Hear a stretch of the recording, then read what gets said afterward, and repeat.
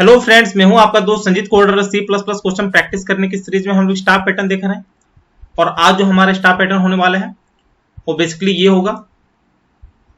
इसे आप L pattern भी बोल सकते हो।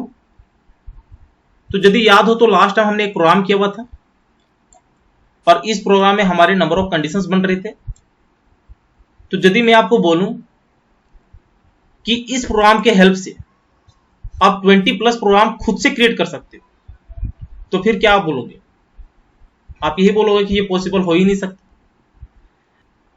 लेकिन आने वाले वीडियोज में आप देखोगे कि इसी से हम लोग खुद से क्रिएट करेंगे और इसी से आपको पता लग जाएगा कि एक प्रोग्राम से हम नंबर ऑफ क्वेश्चंस कैसे क्रिएट कर सकते हैं। तो एल जो पैटर्न है वो इसी से लिया गया है। यदि आप ध्यान से देखो तो ये जो फर्स्ट कॉलम है और ये जो 8th रो है, यही हमारा एल पैटर्न बन गया। तो इसी तरह हम लोग और पैटर्न करेंगे, लेकिन फिलहाल के हमें एल पैटर्न करना है। तो उस केस में यहां पे आप देख सकते हो, यहां पे हमने सेम उसी फॉर्मेट में ले लिया है। साथ ही में हमने नंबरिंग कर लिया है 1 to 8 जो बेसिकली कॉलम के लिए है, और हमने यहाँ पे 1 to 8 नंबरिंग कर लिया है जो बेसिकली रोज के लिए है। यहाँ पे आप देख सकते हो एक और टेबल हमने क्रिएट किया हुआ है। यहाँ पे हमने आई ले लिया, यहाँ पे हमने जे ले लिया, यहाँ पे नंबरिंग कर लिया 1 to 8 जो हमारा ये वाला है। सेम यहाँ पे नंबरिंग कर लिया 1 to 8। अब यहाँ पे आप देख सकते हो आई के 1 से 8 वाले वैल्यू में हमारा एस्टेरिस्क सिंबल जो प्रिंट हो रहा है वो फर्स्ट कॉलम में प्रिंट हो रहा है। तो यहाँ पे फर्स्ट कॉलम में हमने 1 ले लिया है। जो हमारा 8th रो है उसमें 1 to 8 वाले कॉलम में हमारा एस्टेरिस्क सिंबल प्रिंट हो रहा है।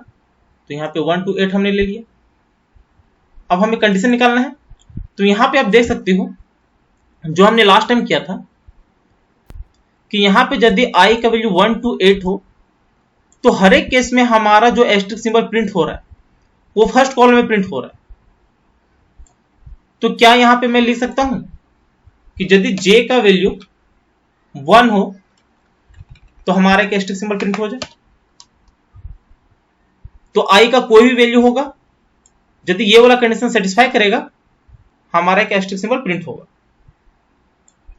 साथ ही में यहां पे आप देख सकते हो जब i का वैल्यू 8 था तो हमारा एस्टेरिस्क सिंबल 1 to 8 प्रिंट हो रहा था। तो क्या हम लोग यहां पे ले सकते हैं कि जब i का वैल्यू 8 के इक्वल हो तो हमारा एक एस्टेरिस्क सिंबल प्रिंट हो जाए। तो मतलब हमारा दो कंडीशन बन गया। तो इसका प्रोग्राम कर लेते हैं।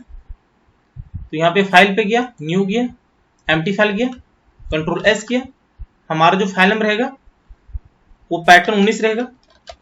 तो pattern 19.cpp enter. Header files लेने हैं तो hash include iostream। Using name space standard देना है तो यहाँ पे यूजिंग नेम स्पेस स्टैंडर्ड किया। मेन मेथड लेना है तो इंट मेन किया, एंटर कर्ली ब्रैकेट। अब यहाँ पे हमें वेरिएबल्स लेने होते हैं तो इंट आई लिया, जे लिया, एंटर। लूप चलाने हैं तो 4 i equals to 1, i less than equals to 8, i plus plus, enter curly bracket. J के लिए लूप चलाना है तो 4 j equals to 1, j less than equals to 8, j plus plus, enter curly bracket. यहां पे हमारा कंडीशन आ जाएगा if i equals to 8 हो या फिर और ऑपरेटर में j इक्वल्स टू 1 हो तो यहां पे हमारा एक एस्टेरिस्क सिंबल प्रिंट हो जाए। तो सी आउट एस्टेरिस्क सिंबल ले लेंगे और साथ ही में यहाँ पे एल्स ब्लॉक में यदि हमारा कंडीशन सेटिस्फाई नहीं होता है तो हम लोग यहाँ पे स्पेस प्रिंट करवा देंगे। यहाँ पे स्पेस ले लिए। जब ये वाला लूप हमारा खत्म होगा तो हम चाहेंगे चीजों को नेक्स्ट लाइन में प्रिंट करवाना, तो यहाँ पे सी आउट बैकस्लैश है। देखिए हम लोग वही मेथड फॉलो कर रहे हैं जो हम लोग अभी तक करते आए हैं। पहले हमें रो का लूप चलाना होता है, फिर कॉलम का लूप चलाना होता है, यहाँ पे कंडीशंस लेने होते हैं। एक कंडीशन हो जाता है एस्टेरिस्क सिंबल प्रिंट करवाने के लिए, दूसरा कंडीशन हो जाता है स्पेस प्रिंट करवाने के लिए, और यहां पे हम लोग \n देते हैं ताकि जो भी चीजें हैं वो नेक्स्ट लाइन में प्रिंट हो। तो ये प्रोग्राम हमारा हो गया है, इसको सेव किया, कंपाइल एंड रन किया। तो यहां पे आप देख सकते हो जो आपका एल पैटर्न है वो प्रिंट हो गया है।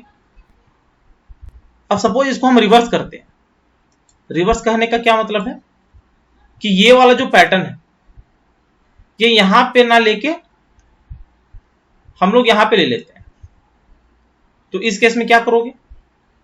तो देखिए इस केस में आपका चेंज क्या हुआ है, जे का वैल्यू ही तो चेंज हुआ है। जब जे का वैल्यू 1 था तो यहां पे हमारा एस्टेरिस्क में प्रिंट हो रहा था। अब जे का वैल्यू हमारा 8 हो गया है तो कुछ नहीं करेंगे, यहां पे हम लोग जे का वैल्यू 8 ले लेंगे। यदि इसको कंपाइल एंड रन करोगे तो आपका सेम वही आंसर आएगा। आप देख सकते हो यहां पे 8 ले लेंगे, इसको सेव किया, कंपाइल एंड रन किया, तो देख सकते हो सेम उसी फॉर्मेट में प्रिंट होगी। तो इस तरह आप किसी भी फॉर्मेट में प्रिंट करवा सकते हो। फॉर एग्जांपल के लिए सपोज यहां पे इसे रिमूव कर लेते हैं और यहां पे हम लोग इसे ले लेते हैं। इस केस में आप क्या करते, आपका कौन सा वैल्यू चेंज हुआ है, आई का वैल्यू 8 था तो 8 की जगह पे अब 1 आ गया है। तो उस केस में क्या करोगे, यहां पे आई का वैल्यू 1 कर दोगे, इसको सेव किया, कंपाइल एंड रन किया, तो देख सकते हो आपका इस फॉर्मेट में प्रिंट हो गया। तो इस तरह आप एल के किसी भी फॉर्मेट को प्रिंट करवा सकते हो। इसलिए मैंने बोला कि यदि वो वाला क्वेश्चन आ जाता है, मतलब जो इसके पहले वाला है, तो उससे रिलेटेड आप नंबर ऑफ क्वेश्चंस बना सकते हो। तो उम्मीद है ये वीडियो आपको अच्छी लगी होगी। यदि अच्छी लगी होगी तो चैनल को शेयर और सब्सक्राइब जरूर करें, साथ ही बेल आइकन को भी प्रेस कर लेना ताकि जैसे ही मैं नया वीडियो अपलोड करूं उसकी नोटिफिकेशन आपको तुरंत मिल जाए। Thank you, happy learning.